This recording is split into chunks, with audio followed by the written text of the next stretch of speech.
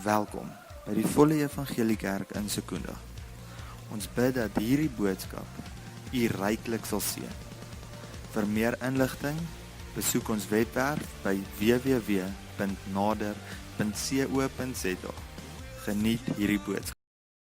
Ek sê vanmiddag, toe ons middagete eet, hulle noem iets tussen ontbyt en middagete brunch. Wat noem jy iets tussen lunch en aandete? Linner, as sy, linner.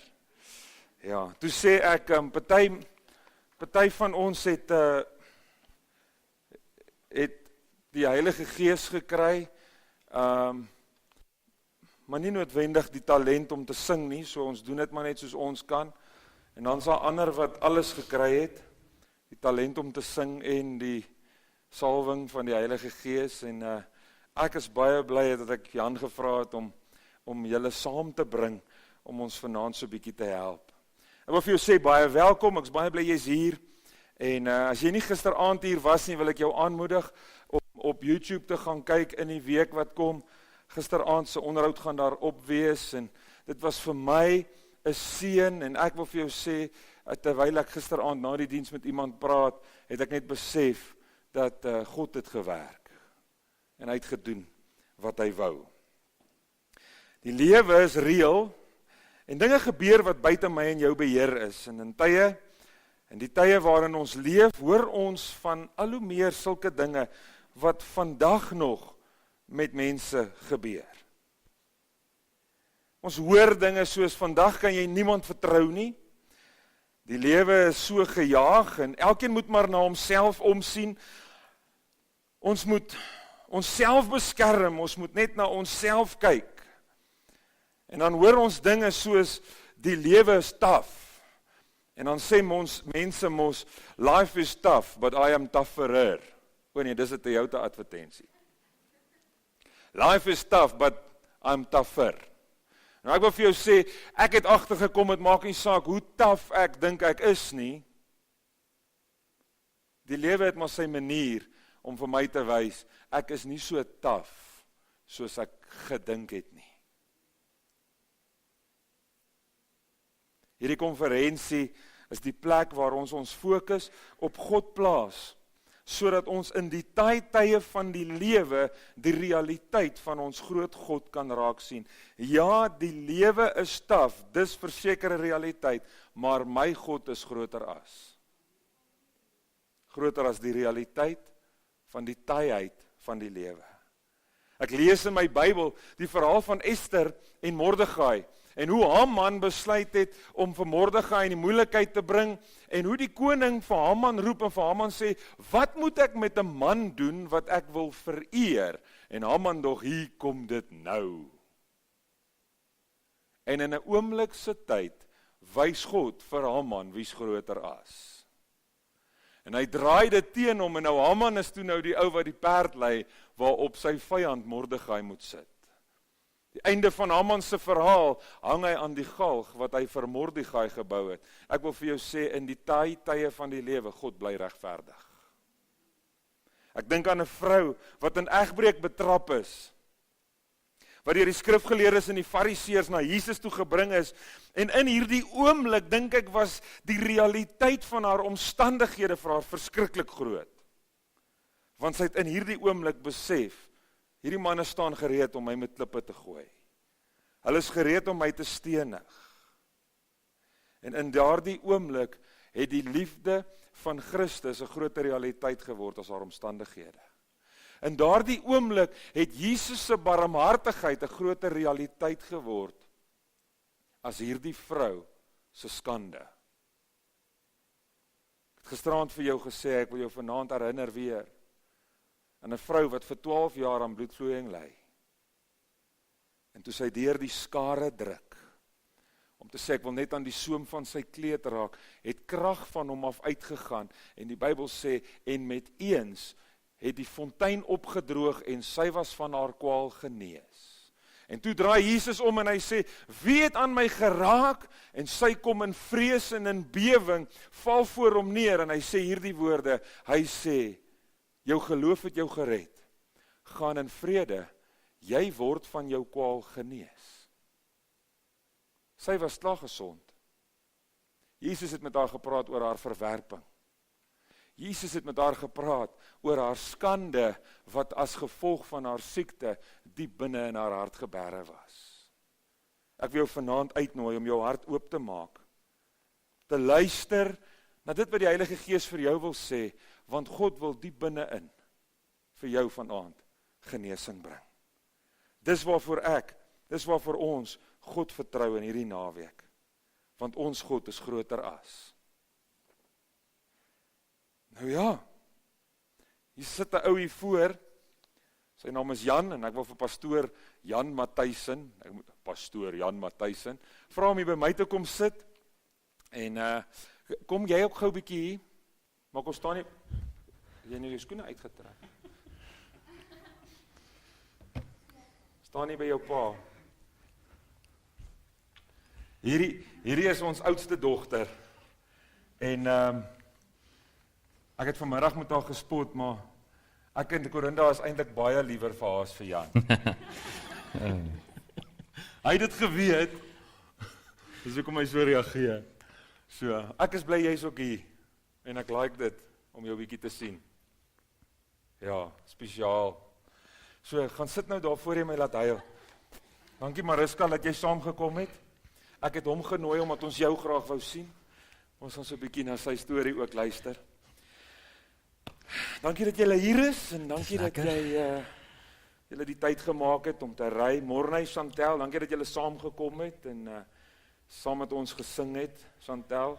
Dis altyd lekker om jou stem te hoor. Gister, terwyl ek voorberei het, ek regtig net ervaar, dat daar 'n tyd kom, waarin God deure oopmaak in julle lewe, waarin julle dit waaroor julle droom beleef. Ja, amen. En waarin julle sal sien dat God deurkom op amazing maniere. Bly net by sy voete. Moenie vooruit hardloop nie. Hy slaap vooruit. Hy loop voor julle en hy beskerm julle van agter. Bly naby hom, want daar kom 'n tyd wanneer jy tree vir tree, julle twee tree vir tree, saam met hom sal moet beweeg.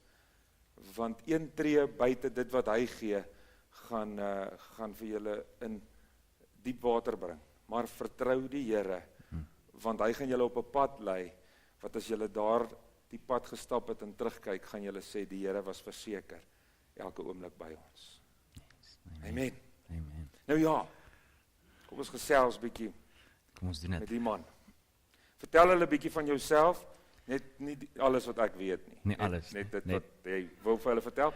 Waar jy vandaan kom in jou lewe, en miskien sommer wanneer jy tot bekering gekom het, en al daai dinge. Goed, nou Tiaan, dankie. Dis lekker om hier so te wees, en dis lekker om bietjie hier so by julle te kuier in Secunda. Middelburg is gelukkig naby, so dit is vir ons lekker om hier so net gou vinnig te ry. Ek is oorspronklik van Klerksdorp af. Ek het daar groot geword, en in 1999, toe ek 14 jaar oud was, toe trek ons na die beloofde land toe, Durban, en toe het ek die res van my hoërskoolloopbaan daar gedoen in Amanzimtoti. My ouers bly nog steeds daar, so dit is vir my 'n voorreg om ouers te kan hê wat 'n huis het by die see, altyd verniet vakansieplek om te gaan bly. En ja, so ek het daar groot geword, Klerksdorp, en toe in Amanzimtoti, en ek het my hart vir die Here gegee in Amanzimtoti, en toe ek 19 jaar oud was, net na matriek op die 18de Junie 2004, het ek my hart vir die Here gegee, so dit is nou amper 13 jaar terug. En ja, wil jy nog weet, moet ek aangaan, wat het gebeur nadat ek my hart vir die Here gegee het, wil jy dit hoor? Ja, net so van. Okay. Nadat ek my hart vir die Here gegee het, ek gaan diensjaar swat. Ek was by Tikstieners in Christus gewees vir 4 jaar, en dit was die beste tyd van my lewe gewees. As ek daai 4 jaar kon oorkry, dan sal ek dit verseker doen, want dit is ook die plek waar ek my vrou ontmoet het. En na dit was ek in Standerton vir 3 jaar, en toe in Ladysmith vir 2 jaar, en toe so rukkie in Witbank, en toe verlos die Here my van Witbank af, en toe vat hy my Middelburg toe. Okay, baie vandag. Ja. En na jou bekering, en nadat jy nou jou lewe aan God oorgegee het, is ek seker daarvan, was nie alles altyd mooi en lekker nie. Daar was verseker 'n paar hoogtepunte en laagtepunte. Jy het nou gesê Tieks was 'n hoogtepunt. Miskien kan jy sê hoekom was dit vir jou 'n hoogtepunt en 'n laagtepunt noem in daai stukkie van jou lewe. Ja, ek dink Tieks was vir my 'n hoogtepunt gewees, juis oor die feit dat ons het die voorreg gehad om regoor Suid-Afrika te toer. Jy weet, ek het dit in Klerksdorp en in Amanzimtoti groot geword, so ek het nie regtig Suid-Afrika geken nie. En nou toere mens, jy weet, hierdie duisende kilometer elke jaar na verskillende dorpe toe. Ek het nooit geweet waar's Hartswater of Jan Kempdorp of Katoo, jy weet, of selfs Oos-London en daai plekke nie. So dit was 'n hoogtepunt en dan obviously om die evangelie te kan verkondig by al die hoërskole en in al daardie dorpe was verseker 'n hoogtepunt geweest. En dis ook in daardie tyd wat die Here na my toe gekom het en gesê het, Jan, jy's geroep vir voltydse bediening. So ek dink dis een van die grootste hoogtepunte wat met my gebeur het tydens ek in Tieks was. Laagtepunte oor daai tyd, ja, die oomblik toe ek my hart vir die Here gegee het, ek was 'n barman gewees. So al my pelle was almal mense wat in die wêreld was en was saam met my barman gewees en saam met my mense wat in die nightclubs uitgehang het. So die oomblik toe my lewe nou verander, ek het hulle glad nie weggestoot nie, maar hulle het my weggestoot. En ek het probeer dat hulle saam met my kerk toe gaan en van hulle het, maar dit het nie vir hulle uitgewerk nie. En ja, so ek het al my vriende verloor. Ek moes van voor af nuwe vriende maak. En selfs my meisie op daardie stadium het my verwerp, maar die Here het 'n beter plan gehad, 'n baie beter plan gehad met dit. So daai was 'n rowwe plek. Ek dink nie mense hou daarvan om verwerp te word nie. Jy weet, en dit was juist wat gebeur het in daardie tyd dat daar baie verwerping was. Maar daar was baie meer blessing en opgewondenheid as wat daar verwerping was in my lewe in daardie tyd. Ja. Okay. Ek dink na dit het jy nou Tieks en jy sê die Here het jou daar geroep vir die bediening. Toe jy in die bediening gaan, toe loop nooit niks weer skeef nie. Toe is alles net amazing. Maar ons kyk nie na rose. Ja. Nee, obviously nie. Ek meen mens leef in hierdie wêreld en hierdie wêreld is korrup. En daar gebeur dinge waarvan 'n mens nie altyd hou nie. Jy weet, in die tye van Tieks byvoorbeeld, was dit nie altyd maklik in Tieks gewees nie. Jy weet, as 'n mens die leier is, dan is 'n mens altyd die ongewilde persoon. Ek weet nie hoekom werk dit so nie. Mense is die ou wat altyd die moeilike keuses moet maak, so almal hou nie altyd dalk van jou nie. Maar in daardie tyd, jy weet, het die Here ook gekom en vir my moeilike lesse ook geleer. Soos byvoorbeeld, ek het regtig die Here vertrou. Ek is baie lief vir die gawes van die Heilige Gees. So ek het die Here vertrou. Een van my passies is die gawes van genesing. En die Here stap so journey met 'n mens. Jy weet, die oomblik wanneer 'n mens nou hierdie passie ontdek, dan is die eerste genesing wat dalk plaasvind is dalk vir 'n kopseer. Maar daarna groei mense, jy weet, die kopseer gee vir mense geloof vir iets groter en dan vir iets groter en dan vir iets groters en die Here het regtig amazing dinge begin doen, soos byvoorbeeld ons het 'n ouetjie gehad wat sy ligamente geskeur het, sy kruisligamente in sy knie. En toe ek my hande op hom lê en vir hom bid, toe genees die Here hom en die volgende dag het hy rugby gespeel. So dit was amazing geweest. Die een vrou het geval en sy het haar heup gebreek. Sy het actually ekstrale gehad van hoe haar heup gebreek is en toe ek vir haar bid, toe voel sy hoe warm word dit en sy voel net iets gebeur en sy besluit sy moet teruggaan, sy moet gaan vir ekstrale en toe sy weer gaan soos die breek weg, toe die Here haar genees. Jy weet, en in dit word 'n mens opgewonde. Nou begin 'n mens die Here vertrou vir groter dinge en ek gaan nooit vergeet nie, ek was net uit Tieks uit, net Standerton toe, bel my niggie, my oom is verskriklik siek, hy is in die hospitaal, en hy is kritiek, en hulle het al gehoor van getuienisse van wat die Here gedoen het, jy weet, deur my hande, en wanneer ek vir mense bid, en hulle sê vir my, het is belangrik dat ek asseblief vir my oom kom bid, en op daardie tyd in my niggie se lewe het sy glad nie die Here gedien nie, en vir hom so iets te kan sê, jy weet, vir hom so iets te kan verwag, het vir my baie beteken, want sy glo nie in die Here nie, sy dien nie die Here nie, en ewe skielik weet sy, maar die enigste hoop vir haar pa is die Here. En ek gaan met groot opgewondenheid, gaan ek toe Pretoria toe, hy het in die Wilgers gelê, en terwyl ek daar is die hele familie daar, selfs die wat nou nie in die Here glo nie, want hulle is opgewonde, want die Here gaan dalk nou iets doen. En ek het vir hom gebid, en ek het regtig die Here vertrou, en ek het my hand op hom gelê, en terwyl ek vir my oom gebid het die trane van sy wange afgerol, hy was ook nie 'n gelowige gewees nie. En ek was so gefokus gewees op die genesing, dat ek nooit op 'n plek gekom het waar ek vir my oom gevra het of sy saak met die Here reg is nie. En ek het so vertrou, ek het vertrou dat as ek daar gaan uitstap, dan gaan hy by daai hospitaal uitstap. En toe ek klaar vir hom gebid het, jy weet, toe sê hy self, hy voel klaar bietjie beter. En in plaas daarvan om net seker te maak of sy saak met die Here reg is, gaan ek toe en ek ry toe Standerton toe en ek vertrou die Here dat hy daar gaan uitkom. En die volgende dag het hulle my gebel, toe is my oom oorlede. Sonder dat hy sy hart vir die Here gegee het. So dis een van die grootste sere wat ek het in my lewe. Ja. So. Ja. As God nou so, ons is nou nie meer by ons bly sien nie, ons gaan nou terug. As dit gebeur, hoe moeilik is dit om in daai oomblikke aan te hou glo dat God 'n groter realiteit is as die omstandighede en die seer wat jy in daai oomblik beleef? Ek dink die moeilike ding in daai tyd vir my was, mense ervaar genesings en mense ervaar wonderwerke en nou in hierdie geval gebeur daar niks nie. En omdat 'n mens is, wil 'n mens verstaan. Jy weet, hoekom gebeur dit nie? En om te verstaan, begin 'n mens partykeer 'n teologie of 'n dogma wat nie eers in die Bybel is nie. En ek dink dis die grootste fout wat ons kan maak as gelowiges, is omdat ons nie iets verstaan nie, nou probeer ons 'n teologie rondom dit vou, in plaas daarvan om soos wat jy sê, jy weet, dit net in die mystery box te plaas. Dis net iets wat 'n mens nie kan verstaan nie. God se weë is hoër as ons weë. Sy planne is net groter as ons planne, en ons verstaan dit nie altyd nie. Maar in plaas daarvan om 'n teologie te gaan soek rondom, daar was sonde in sy lewe, of daar was sonde in my lewe, jy weet, of ek het nie reg gebid nie, of ek moes olie daar gehad het, of een of ander teologie, in plaas daarvan om net op dit te fokus, net te let go en let God, en regtig net te vertrou dat ek het my geleentheid gemis om vir my oom te bid, maar ek het net regtig vertrou en gehoop dat hy op sy eie dalk, jy weet, terwyl hy in die hospitaal gelê het, dalk self 'n oorgawe gemaak het en dalk self gesê het, Jesus Here, ek glo nie, wat moeilik is, want ek meen, hier's 'n man wat nie in God glo nie, en nou wil ons hê dat hierdie God hom moet genees, en dan genees hierdie God hom nie. So of hy sy hart vir die Here gegee het, weet ek nie. Maar ek dink, dis die belangrikste ding vir my gewees in daardie tyd, is om nie dit te probeer verstaan nie om 'n teologie rondom dit te bou nie, maar om dit net in die mystery box te sit, in die onverklaarbare te sit, en nog steeds die Here te kan vertrou vir genesing. Dit het nou nie gebeur in daai geval nie, maar jy weet, in baie kere, juis na dit, het ek 'n journey gestap waar ek vir 2 jaar vir niemand gebid het vir genesing nie.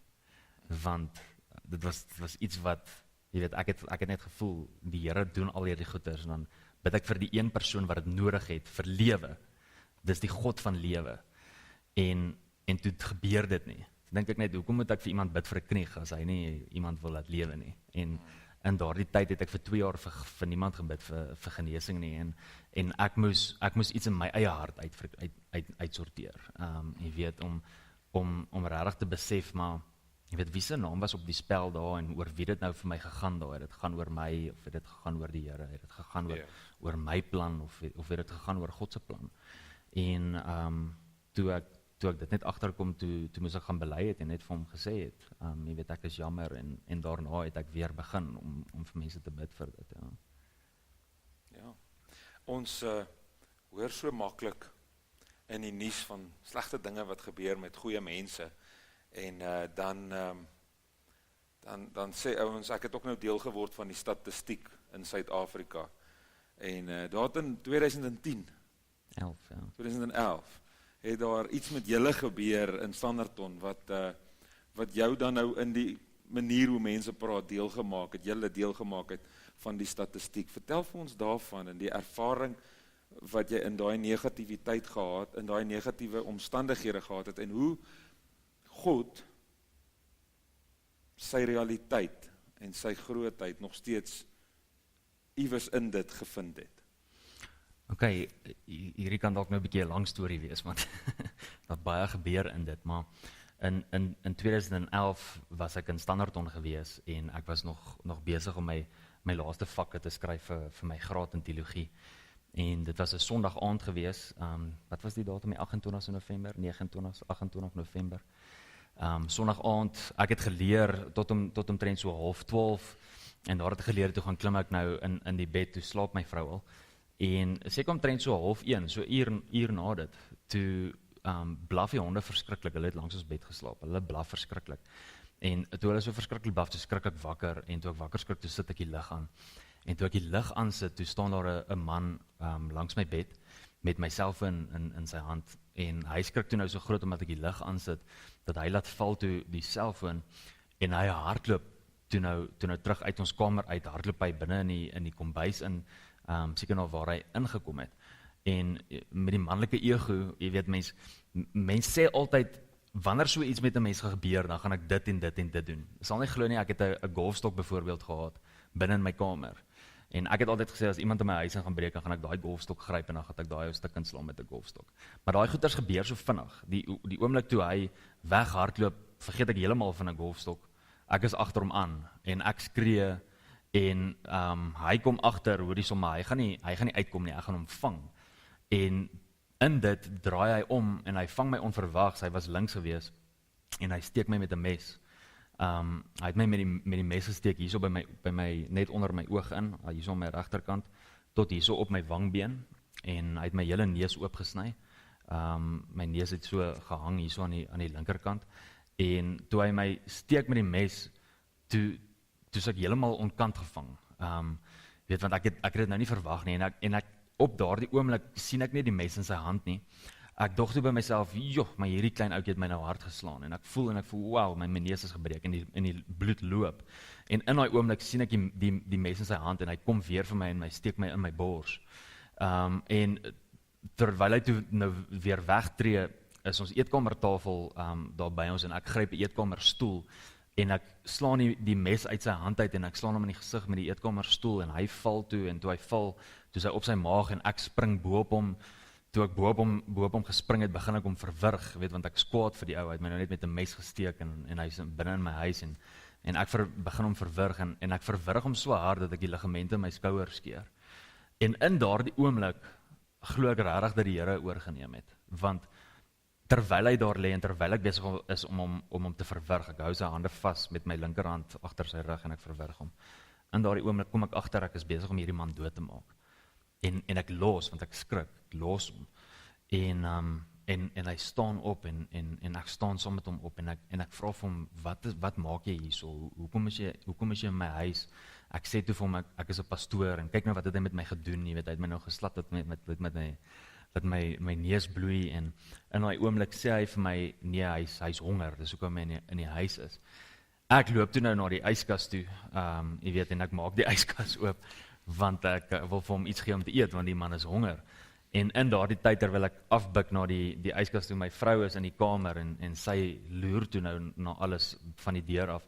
Toe ek afbuk om brood uit te haal, toe storm hy op haar af, en sy slaan gelukkig die deur toe, en sy sluit die deur, en hy draai toe terug, toe tel hy die mes weer op, en hy kom toe na my toe, en in daardie oomblik word ek angsbevange, want ek dink toe by myself, ek kan nou een van twee dinge doen, of ek gaan hierdie man vertrou, dat hy my nie gaan steek weer nie, en dat hy my nie gaan aanval nie, of ek en hy gaan nou weer beklei. En ek weet nie hoekom nie, Tiaan, maar vir een of ander rede vertrou ek net dat hierdie ou my nie weer gaan steek nie. En ek sê vir hom, hierso is jou brood, en ek druk die brood in sy hand, en ek draai my rug op hom, hy het 'n mes in sy hand, ek draai my rug op hom, en ek loop na die voordeur toe, en ek sluit die voordeur vir hom oop, en ek maak die deur oop, en ek laat hom gaan. En hy gaan toe uit. In daai oomblik loop ek toe nou terug na die kamer toe, en ek probeer my vrou kry. Ek het verskriklik baie bloed verloor, so toe ek aan die deur klop, toe sy nou oopmaak, sy weet nie wat aangaan nie, jy weet, sy maak dit versigtig oop, en in daardie oomblik pas ek uit van al die bloed wat ek verloor het, en toe sy al die bloed sien, toe pas sy uit van al die bloed, en op 'n stadium toe kom ons albei by, en toe ons nou albei by is, toe sê ek vir hom, bel net asseblief iemand, dat sy bel toe vir Pastor Gerard, ons het langs hulle gebly, Pastor Gerard Swart, en hy hardloop toe oor, en toe hulle oor hardloop, bel hulle toe die vir Kasselman, wat die sekuriteitswagte is, en hulle is toe daar aan, en die polisie is daar, maar in daai oomblik laai Pastor Gerard my binne in sy kar, en hy jaag met my hospitaal toe. En terwyl ons by die hospitaal is, dink ek toe nou net by myself, want ek klik nog nie dat hy my gesteek het met 'n mes in my gesig nie, ek dog hy het my nog net geslaan, ek weet hy het my hier gesteek, maar ek dog hy het my net geslaan. En in dit, terwyl die dokter besig is om steke in te sit in my neus, kom hy net agter maar, die bloeding hou nie op nie.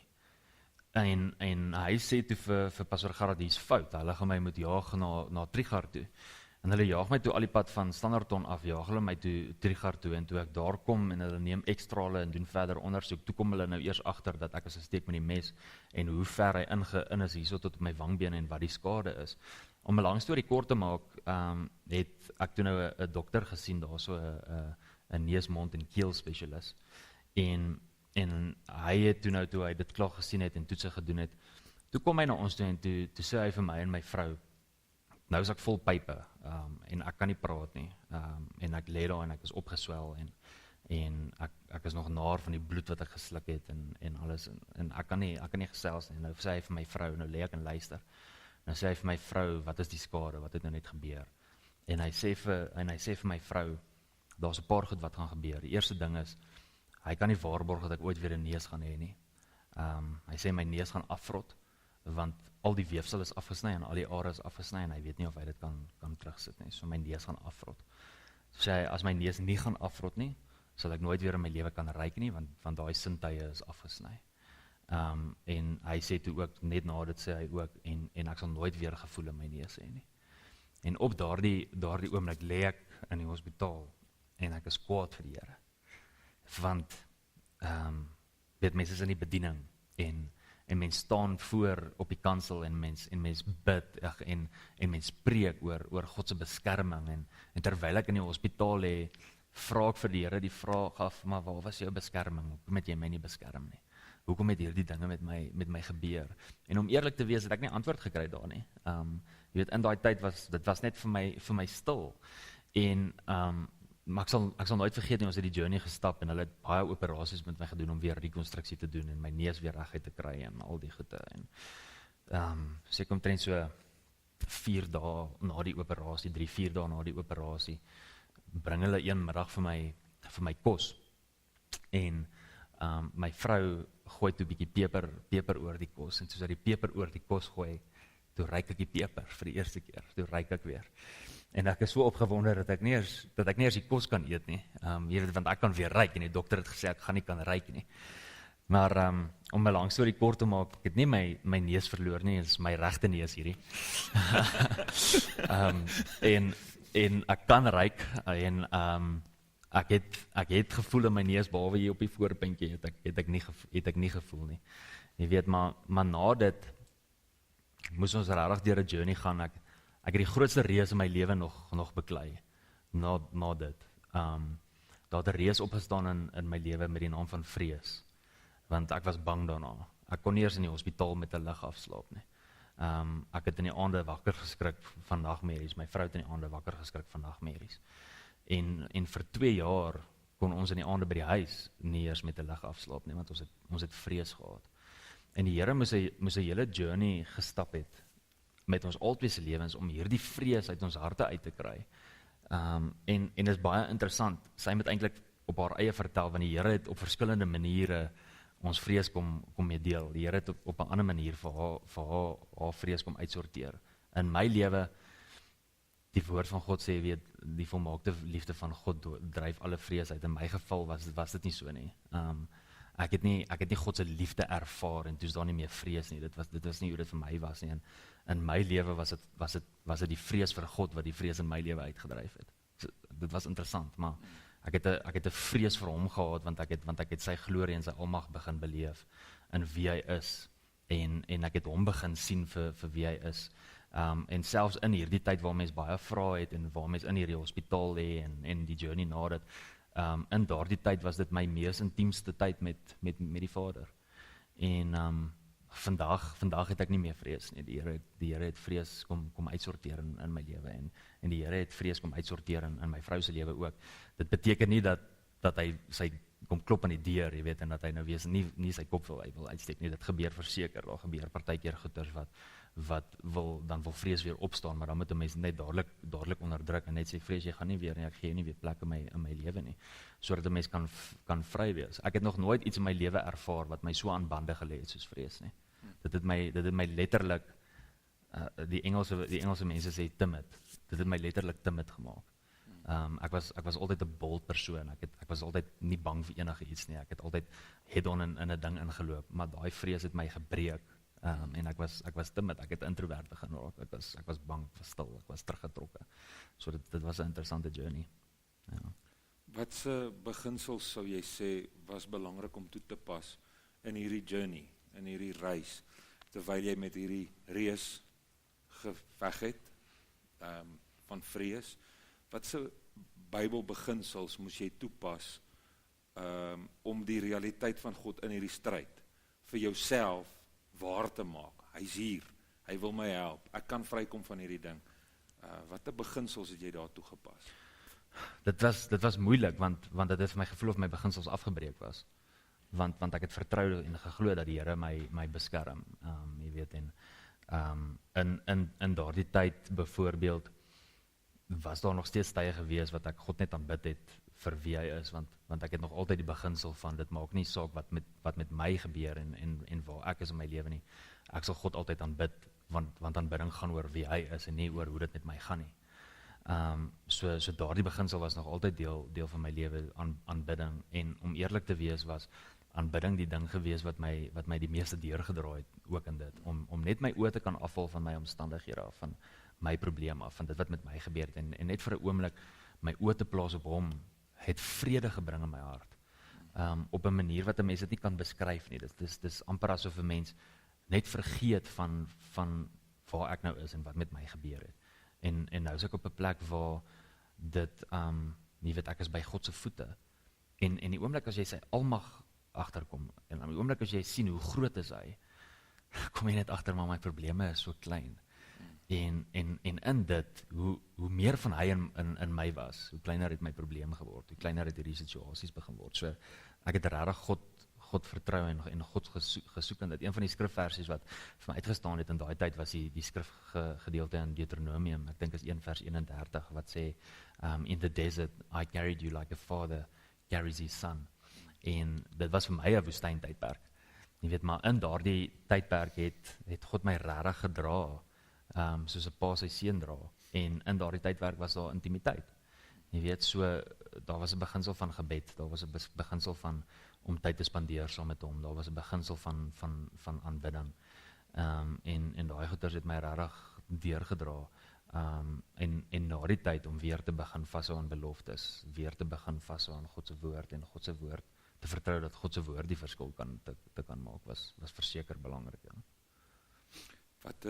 Watter rol het jou betrokkenheid in 'n gemeente gespeel in hierdie proses van jou lewe? In hierdie reis van, wat het jy gesê, 2 jaar, waarin jy met dit gedeel het en alles. Hoe belangrik was gemeentelewe in jou herstelproses en in jou oorwinning oor hierdie vrees? Verskriklik belangrik. Ek dink nie ek sou dit gedoen het as ons nie in 'n gemeente was nie. Jy weet, die mense in die gemeente waar ek was in daardie tyd Standerton, en toe het ons oorgetransisie na nuwe gemeente in Ladysmith.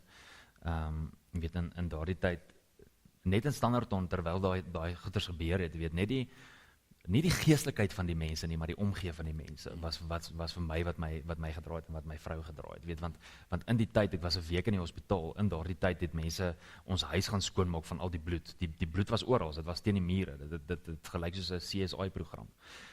Jy weet, en in die tyd het mense gegaan en hulle die huis gaan skoonmaak. Niemand het hulle gevra nie. Hulle het byvoorbeeld daar waar ingeklim het deur die venster, het hulle gaan diewering opsit. Hulle het ons honde elke dag gaan kos gee. Van die mense het in ons huis ingegaan en ons huis uitgesalf en gaan bid vir dit. Ander mense het deurgery hiernatoe en hulle het vir my byvoorbeeld nagklere gekoop, want ek het nie eers nagklere gehad in die hospitaal nie, vir my nagklere gekoop. Hulle het vir my vrou nagklere gekoop, sodat sy kon oorslaap. Sy het in daardie tyd weet by julle oorgeslaap. Die feit dat julle ons gehelp het en dat sy by julle kon slaap, het vir ons baie beteken. So net daai omgee, net daai bystand, die oomblik toe ek vir die eerste keer uit die teater uitgestoot is, toe is al letterlik 30 mense om my bed. Ek het nie geweet waar het hulle almal vandaan gekom nie en hoe het hulle almal so vinnig daarvan gehoor nie, maar toe ek my oë oopmaak van narkose, toe staan daar 30 mense so om my bed. Ek was nie baie vriendelik nie, want ek het nou net uit narkose uitgekom, maar sien hulle aan die ander kant van my, maar dit het later aan in my lewe dit vir my baie beteken. Jy weet, en toe ons oorgaan Lady Smith toe, die omgee van mense, jy weet, in die tyd wat ons vrees gehad het party gemeentelede byvoorbeeld saam met ons in die aand as ons klaar is by die kerk, saam met ons huis toe gery om seker te maak ons is veilig by die huis, en van hulle het saam met ons ingestap in die huis, en sommer net, ek meen, dis 'n nuwe huis, is 'n nuwe dorp, alles, maar hulle het dit net nog steeds gedoen, en ons nog steeds bygestaan, en vir ons gebid, en vir ons ingetree, en waarheid gespreek, en hulle het ons het 'n tannie gehad in Lady Smith, haar naam was Magda, fenominale tannie. Hierdie tannie het een van die mees amazingste verhoudings met die Here wat ek in my lewe nog gesien het. Sy het so 'n amazing verhouding met die Here, dat sy sien daagliks haar engele ook, haar beskerming engele. En daardie tannie het in die tyd wat ons in Lady Smith was, het sy so baie vir ons gebid, en so baie vir ons ingetree, en so baie vir ons woord gegee, en so baie vir ons gesê, wat sê God, en wat sien sy in die gees wat gebeur. Dit was amazing, dit het ons regtig baie gehelp in die genesingsproses. So ons sou dit nie, as ons dit sonder 'n gemeente gedoen het, sou ons seker nog steeds gesukkel het met vrees, as dit jou vraag kan antwoord, ja. Yes. Het jy in hierdie tyd van herstel foute gemaak? Ja, mens maak foute. Jy weet, mens sê partykeer goeters wat dalk kon gebly het. Jy weet, ek het byvoorbeeld baie vinnig die ou vergewe wat my gesteek het met die mes. Die oomblik toe ek die deur oopgesluit het en hom laat uitgaan het ek regtig my hart gevoel dat daar's vergifnis, jy weet, maar mense, soos wat 'n mens die storie vir mense vertel, jy weet, meeste mense kan byvoorbeeld nou nie glo, hoekom het ek hom laat gaan nie, jy weet, ek sou hom doodgeslaan het, jy weet, en ek sou dit gedoen het. Sê ek net, nee, jy sou nie, want ek het ook seker goeters gesê voor die tyd, en toe dit met my gebeur, toe het ek dit nie gedoen nie. Jy weet, maar dan het ek al, jy weet, partykeer grappendige wys gesê, en ja, nee, plaas skop ek hom net nog een keer, of plaas laat ek hom net nog een keer. En sulke goeters is eintlik kleinlik. Jy weet, veral rondom die feit dat ek het hom klaar vergewe. Hy is vrygespreek in my lewe. En my vrou kan nog presies onthou hoe lyk sy gesig. Ek kan nie onthou hoe lyk hy nie. Ek kan onthou hy het Afrikaans gepraat, dit was 'n swart man, hy het Afrikaans gepraat en hy was links. Dis al wat ek kan onthou. Die res van die detail kan sy alles onthou. Jy weet, maar so mens sê partykeer goeters wat mens moet net te wag voor mense mond sit. Ja.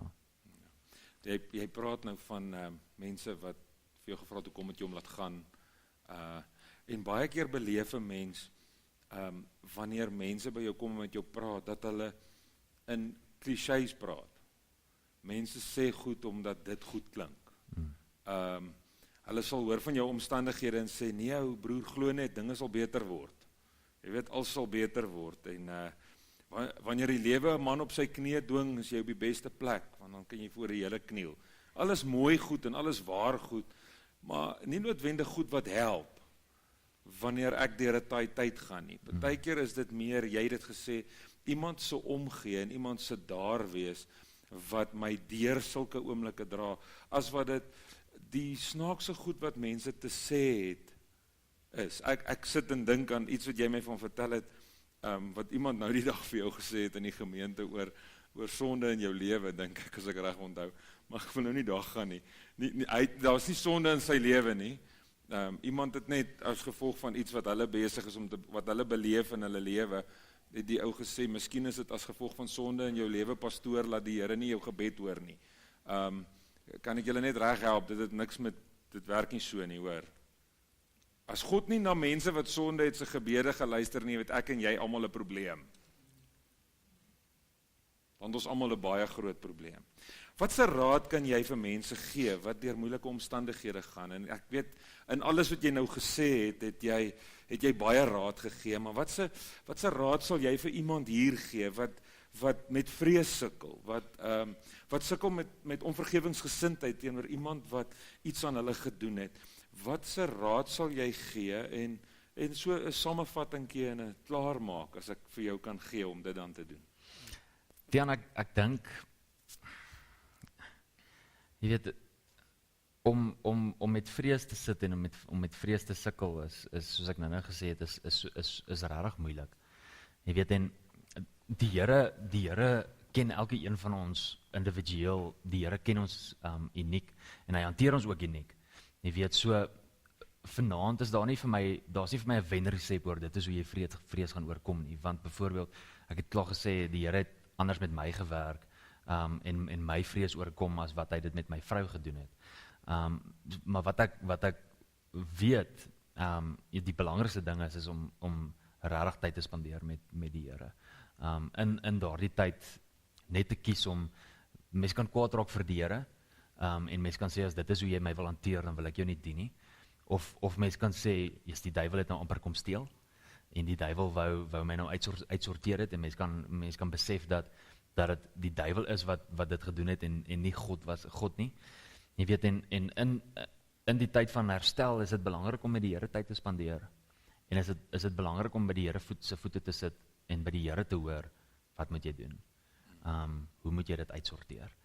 Want ek kan met eerlikheid sê, die ding wat my die beste gehelp het en die maklikste gehelp het, was die feit gewees dat ek daardie persoon so vinnig vergewe het. Dit het my vrou byvoorbeeld langer gevat om die ou te vergewe. Weereens, want ons is elkeen uniek. Jy weet, maar hoekom het ek hom vergewe? Want ek het net besluit, ek gaan hierdie ou nooit weer in my lewe sien nie. Jy weet, hy het kom steel. Dit was nie lekker gewees nie.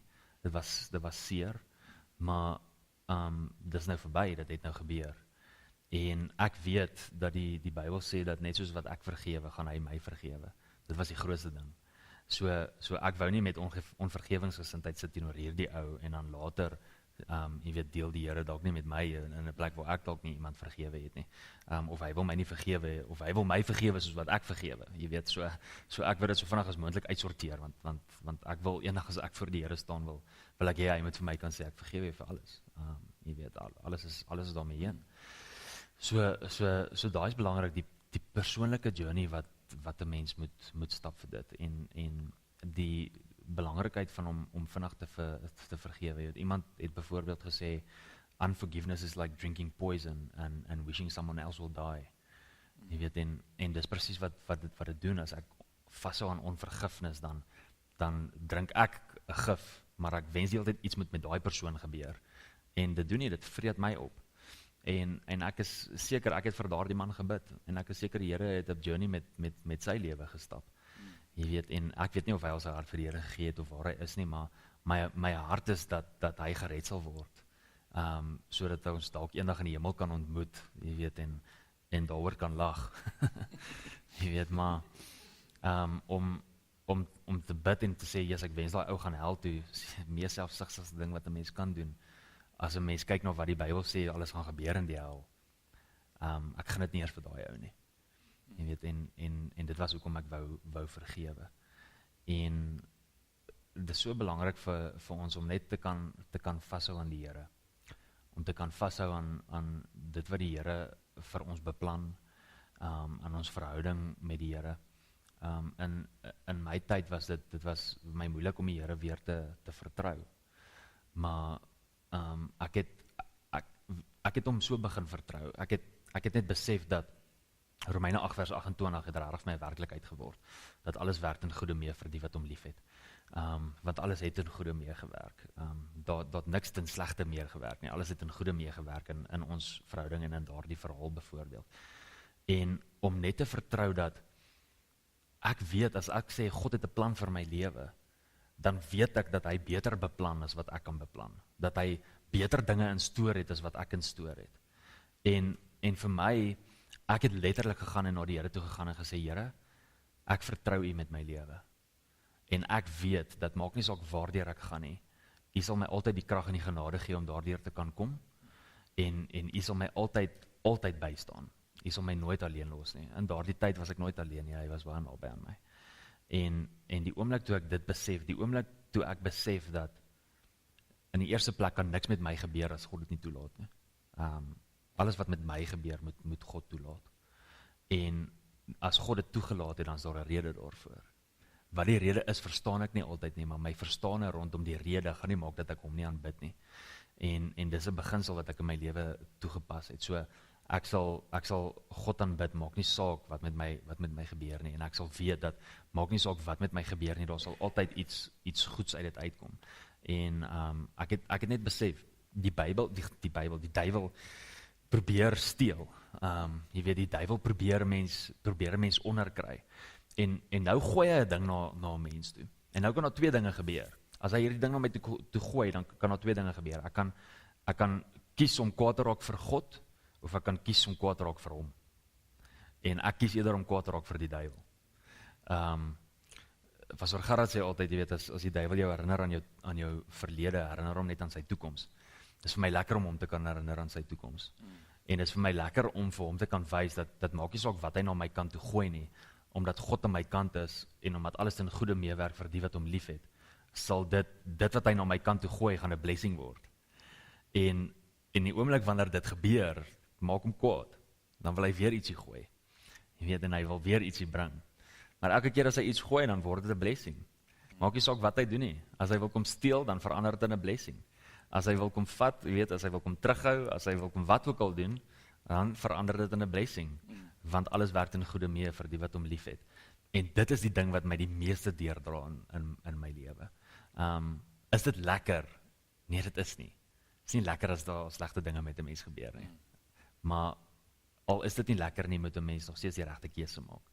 En dit is waar, soos wat jy gesê het, waar beginsels belangrik is. Want in daai tye waar mens emosioneel is en waar mens dalk nie altyd in die regte frame of mind is om die regte keuses te maak nie, is dit wanneer 'n mens terugval na mense grondbeginsels toe. En mense grondbeginsels, my grondbeginsels is, ek vertrou God, maak nie saak wat nie. Ek weet hy is in beheer, alles sal ten goeie meewerk. Ek sal hom aanbid, maak nie saak hoe dit met my gaan nie, want aanbidding gaan oor hom, gaan nie oor my nie. So daai goeders is alles grondbeginsels wat ek, en as daar goed gebeur, dan is dit waartoe ek gaan.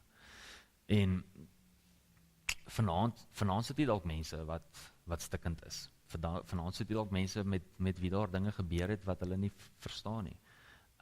Ek verstaan nie hoekom was ek met 'n mes gesteek nie. Ek weet wat het al na dit gebeur en ek weet waar ek vandag is.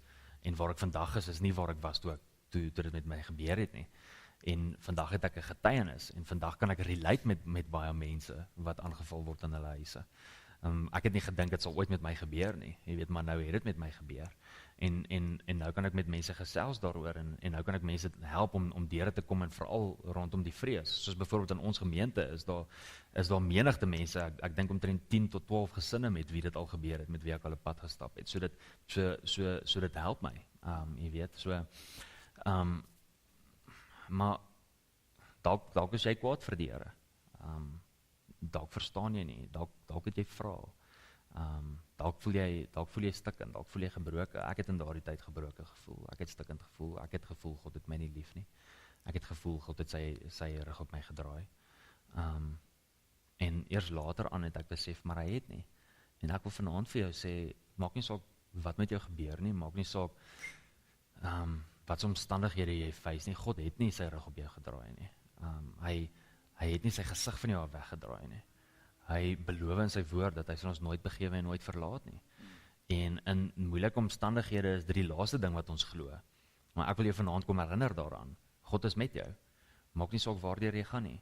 Maak nie saak hoe moeilik dit is nie. Daar's dinge wat gebeur wat ons nie verstaan nie. Daar's 'n vrou in ons gemeente wie se seun hierdie week, haar seun is 7 jaar oud, hy's gediagnoseer met kanker. Ek verstaan nie hoekom gebeur dit nie. Vertrou ek saam met haar, ek vertrou saam met haar tot die dood toe. Jy weet, ek vertrou saam met haar dat daar sal deurbraak kom. En ons vertrou die Here dat haar seun genees gaan word. Dis regtig wat ons die Here vertrou. Maar in daardie tyd het sy vra, hoekom haar seun, hoekom nie sy nie? Jy weet, hy is 7 jaar oud, hy het nog sy hele lewe voor hom. So daar gebeur goeters met ons in ons lewens, en ons verstaan nie altyd hoekom nie, maar ouens, dis die duiwel wat kom steel. Dis die duiwel wat wil kom slag, dis die duiwel wat wil kom verwoes. En moenie toelaat dat dit wat die duiwel na jou kant toe gooi, jou vervreem met God nie.